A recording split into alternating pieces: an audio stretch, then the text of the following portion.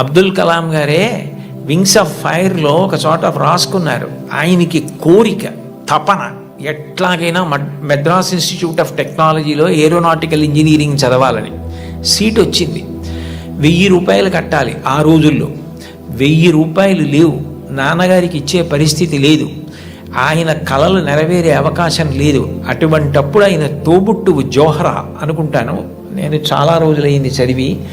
ఆ జోహ్రా ఆయన తోబుట్టువు ఆమె చేతి గాజులు గొలుసులు తాకట్టు పెట్టి తీసుకొచ్చి కలాం గారికి ఇచ్చి నువ్వు చదువుకో అంది. కలాం గారు ఆనంద బాష్పాలతో ప్రతిజ్ఞ చేశారు, స్కాలర్షిప్ సంపాదించి నేను నీ నగలు కుదువ నుంచి విడిపించి మళ్ళీ నీకు తీసుకొచ్చి ఇచ్చేస్తాను చెల్లి అని చెప్పి, అక్క అని చెప్పి ఆయన వెళ్ళి చదువుకుని ఎంత గొప్పవారయ్యారో మీకు అందరికీ తెలుసు. తోబుట్టువులు అంత గొప్పగా ఆదుకుంటారు.